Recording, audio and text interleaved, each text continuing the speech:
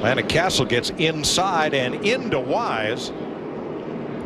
Boy, look at that. I mean, that's some great car control there. Josh Wise hung on to that number 35 car even after the 33 car ran right into the side of him. Watch this. Some pretty good driving right here, boys. But look how quick those roof flaps on the roof of that 35 car deployed. I mean, he was not even 45 degrees, and pit road will be very, very busy. I think doesn't have a lot of damage on it. I don't think he hit the wall all that hard. Way up the racetrack already. Got into it pretty hard. But he managed to arc through most of the turn before he hit. It's right along with Greg Biffle. Slowing up high, hitting the fence out ahead of you, the 2. Slowing up high. Caution, caution, caution. And Darrell, if you get a flat that soon after a restart, chances are you possibly got together with someone. And here's a look at it.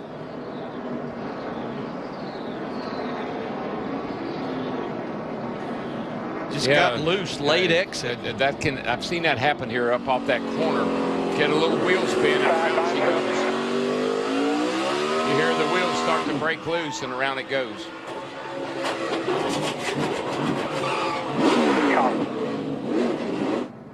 Biffle was 31st a lap down. Let's see that 3 wide, Darrell. Yeah, they're coming off. I just don't know if this is going to work out for Logano, who's trapped way on the outside. They get into the corner. Casey Kane, Ryan Newman, Joey Logano, 3 wide. Something's got to give. Somebody's going to. Yep. And that's when you also flirt with cutting one of those tires down or knocking a valve stem out. Oh, it's close. That's because Casey Kane had to cut him some slack on the bottom there. That was crazy. And as he pits, Travis Kvapil hit the wall at 2, hit it again in 3. Can't get down to the bottom of the racetrack. Cautions out. Yep. There. Couldn't have Clear been. the bottom, clear the bottom. And his teammate David Rudiman will get the free pass as Travis Kvapil's night goes up in flames. Yeah, that got my attention when I saw that. Talented drivers in the sport. Watch Stewart's 14 and Johnson's 48. You got Jeff Gordon lurking there behind him. Oh, Stewart gets loose. He gets loose getting down into 1. He gets into Johnson into 48, and around they go. And there's nowhere for Kyle Busch to go. He was all the way on the apron. Whoa, the 2. Did you see Keselowski slalom through there? He threaded the That needle. man has a charmed life. Well, he's had enough trouble tonight. You know, maybe he can avoid something. Boy, you see here the 14 to Tony Stewart. Just loose in right there. Gets up into Jimmy Johnson 48 car.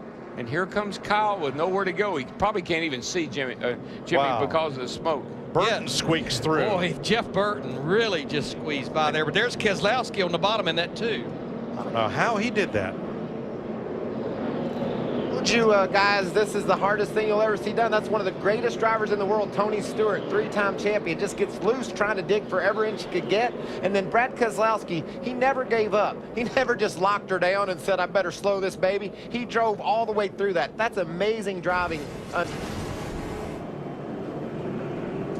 Jeff Burton on the inside of Mark Martin. Oh, Well. Casey Kane just come up off the corner, drove into the left rear of the 55 of Mark Martin, and Mark got nailed by the 11 of Brian Vickers, and what a mess.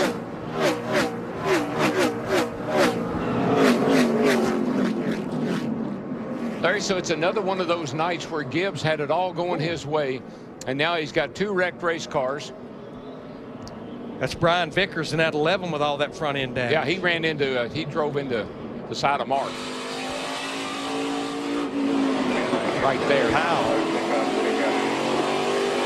Now the Jimmy 48. with left front. And this is with Mark Martin.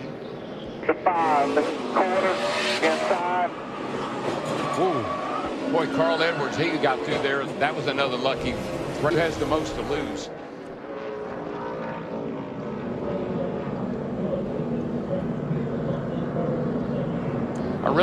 I think if we go back and look at turn 1, before we got over to turn 3, I think you'd see that Kurt was probably saying, hey, you know, you're going to have to give me some room, dude.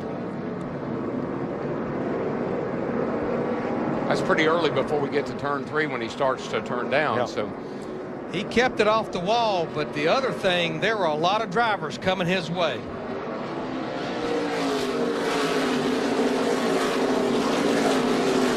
Steve?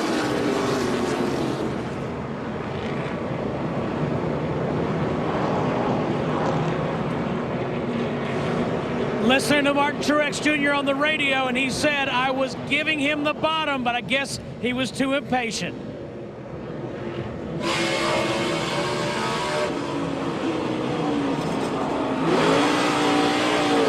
Darrell, you're entering that corner at over 130 miles an hour. It doesn't take much. And the worst position you can be in is where Martin Truex was. When the spotter says he's looking. When the spotter says he's looking.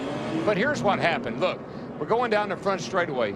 78, Kurt Busch gets a run on the 56, and Martin runs him down the hill. Down, down, down, and then just closes the door on Kurt right there.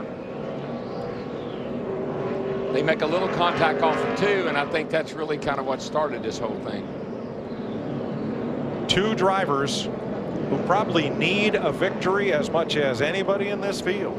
Well, we talked about those two drivers, and then we talked about a little cleanup to do for this. 1-5 north. Keep it up there. Hold it up there. Hold it up. that was a hard lick. It really was. He hit that wall, and his car's still sitting there. Finally, we got it right. Good job, guys. Well, there's a mess going on back here. Tony Stewart getting up and against Kurt Busch.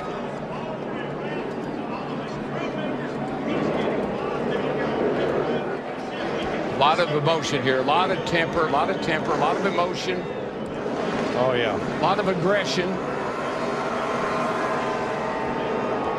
This is typical Richmond. Yep. Typical short track racing. They start with their tempers and fenders intact. And one man gets to burn down the house.